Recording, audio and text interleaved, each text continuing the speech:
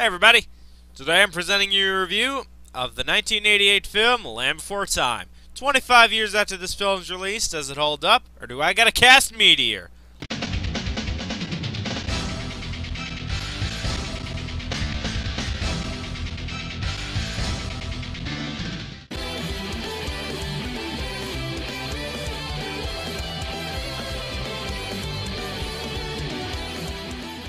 Well, it wasn't as easy as I thought it would be to find. There are two versions after all, the theatrical version and the DVD version. What you'll be seeing for the most part is the theater version, but the only real difference is the DVD version cut out 3 minutes. So let's begin. The film opens up to the birth of 3 of the main characters. Ducky, played by Judith Barcy. All I'm gonna say is that she turns in a good performance. If you want to know why I'm talking in this tone, just look up her name on YouTube. Let's move on. Our next character is Sarah, played by Candace Hudson. And I will admit, this is my favorite female character in the movie. Maybe because I like the tomboyish character, but she's enjoyable, albeit annoying sometimes. Like when she charges the T-Rex and realizes he's alive. And finally, after some wacky antics, we get introduced to Littlefoot, played by Gabriel Damon. I'll get to the other two in a bit.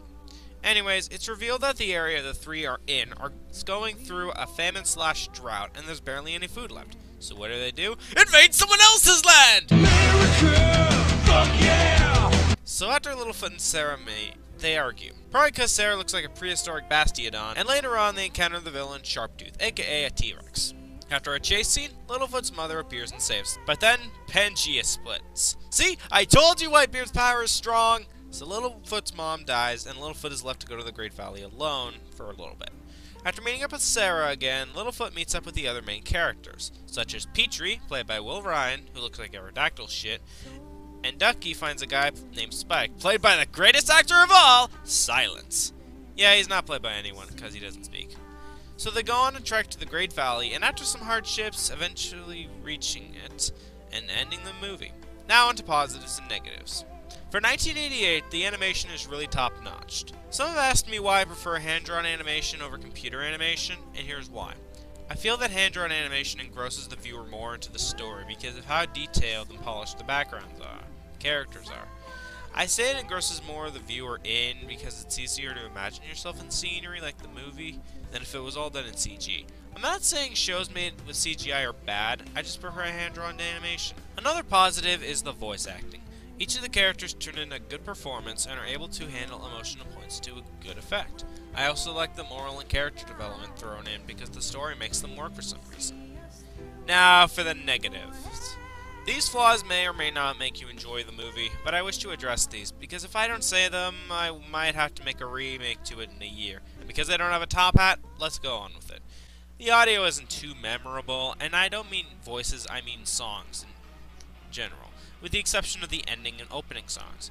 The songs aren't too special, the rhythm isn't catchy or makes me care enough to enjoy it, and the beat makes me want to listen to the characters more than both them. Some of the examples are when they're being chased by the T-Rex, and pretty much any scene with the Sharptooth, because they always have this music playing. I just don't care for it. There is one flaw, but it's the longest one.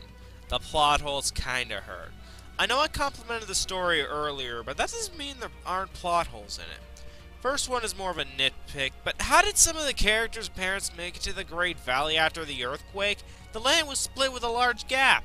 I mean, hell, some of the characters' parents that you don't see at the end of the film, you see in the sequels.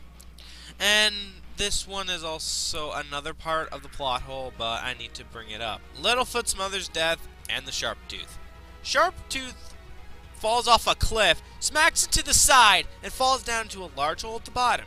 How do you survive that? That's like a 50-foot drop. Not to mention his back possibly broken. Now into Littlefoot's mother's death.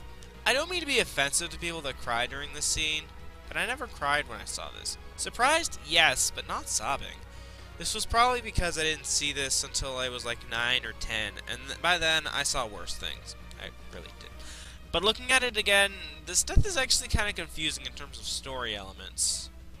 Some have said that she died from infection from the Sharptooth, but I don't buy that. Since in the scene, she was not only able to smack the Sharptooth around, but she was also able to run away with Littlefoot and Sarah, after being bitten!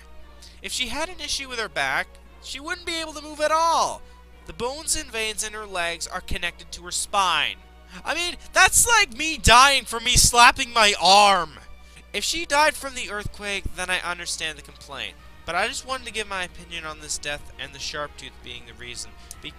But in the interest of fairness, I could be wrong. Maybe it was. If I am, okay. I'm not perfect at everything. This is just how I feel. That's roughly it.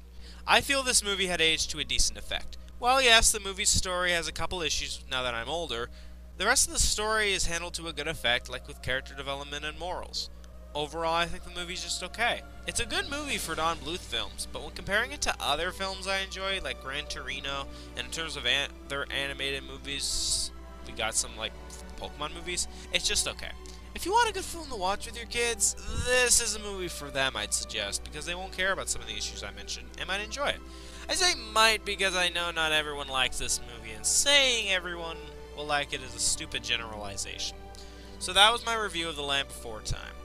If you expected a review similar to Doug Walker from me, sorry, but I'm not a tryhard for this. Hopefully next time I will review Land Before Time 5, the first Land Before Time movie I ever saw. Thank you all for watching and have a good day.